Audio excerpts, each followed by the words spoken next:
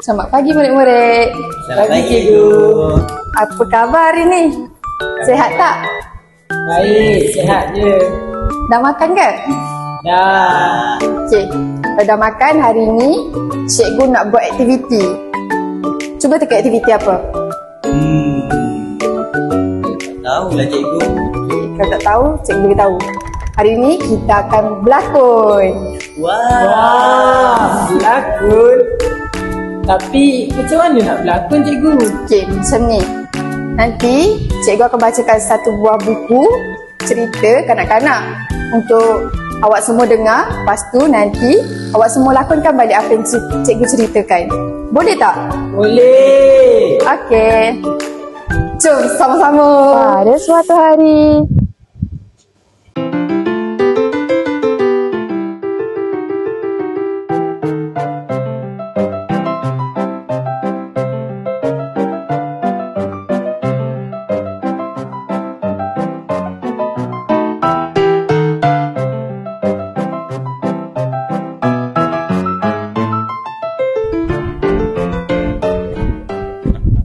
Kura-kura, ada engkau di sini.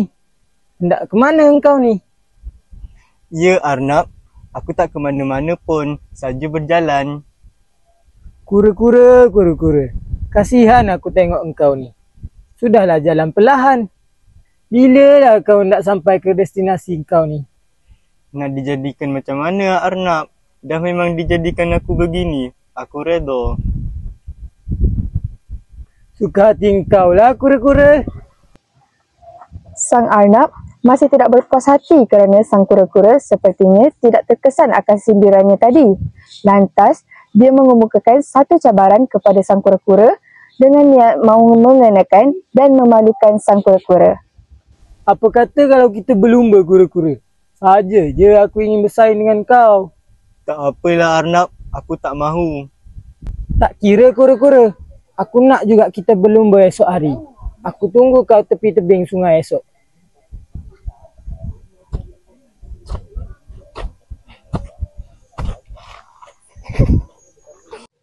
Keesokan harinya, seluruh rimba datang untuk menyaksikan perlumbaan antara sang Arnab dan sekura-kura itu. Dengan sang kancil menjadi pengadilnya, perlumbaan itu dijadualkan bermula dari tebing sungai, mengelilingi rimba dan tamat di tebing sungai kembali.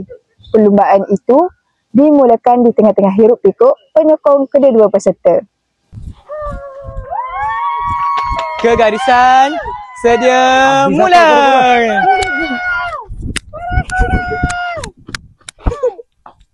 Lambatnya kura-kura. Kura-kura.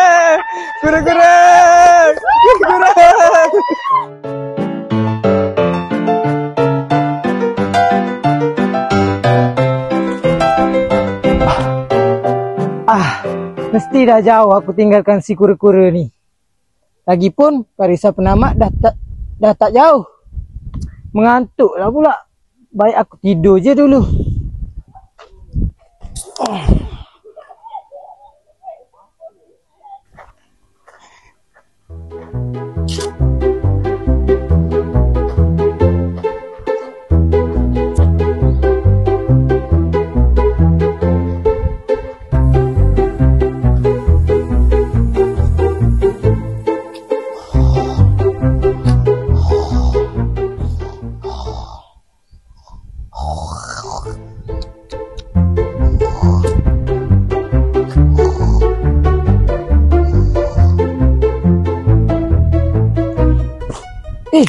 Lama pula aku tidur.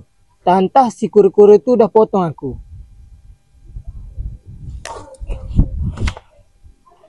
Kura-kura cepat kura. Kura-kura dikit lagi. Kura-kura.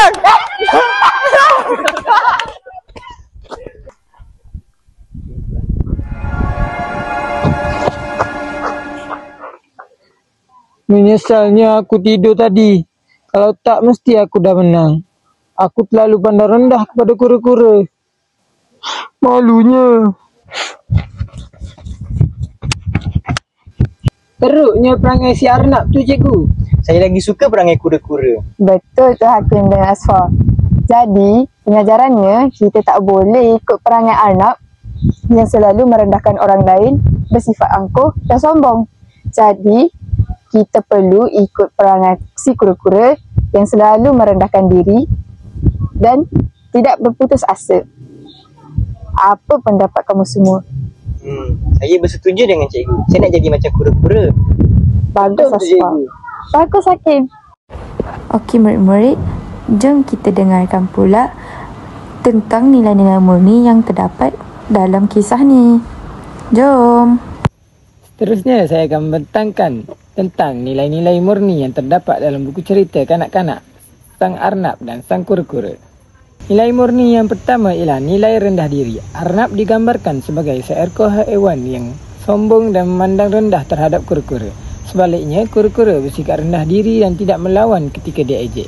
Sikap rendah diri ini menunjukkan bahawa seseorang tidak seharusnya berbangga diri atau menghina orang lain hanya kerana mereka kelihatan lemah atau lambat. Pengajarannya, kita hendaklah sentiasa bersederhana dalam tutur bicara walaupun mempunyai kelebihan yang tersendiri. Seterusnya, nilai kegigihan dan kecekalan. Kura-kura menunjukkan semangat gigih dan kecekal walaupun dia tidak terlalu pantas. Dia terus berjalan perlahan-lahan tanpa berhenti sehingga akhirnya dia berjaya sampai ke garisan penamat dan menamatkan perlumbaan.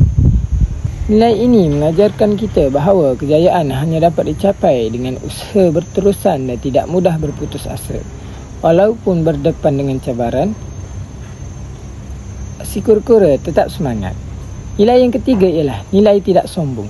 Kisah ini mengingatkan kita terhadap akibat daripada tindakan sombong. Arnab terlalu yakin dengan kelebihannya hingga mengambil mudah pertandingan itu dan akhirnya tewas terhadap kura-kura.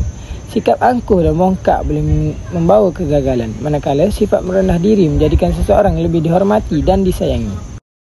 Yang keempat, nilai kesabaran. Kura-kura sabar menghadapi perjalanan yang panjang tanpa mengeluh atau tergesa-gesa. Dia tidak mudah kecewa walaupun lambat dan jauh ketinggalan di belakang Arnab.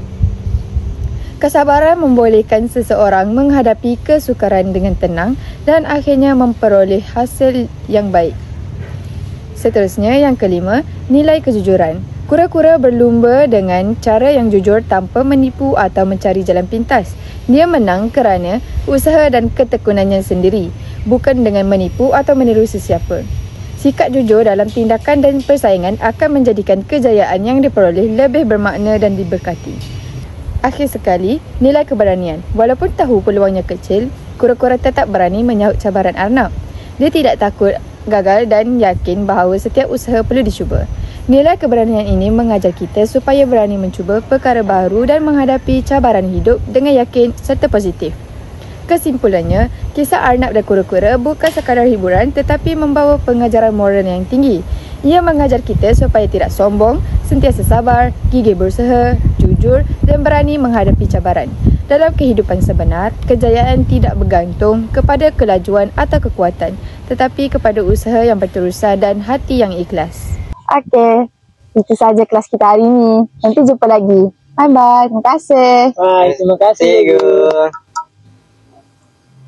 Tamatlah sudah kisah kami.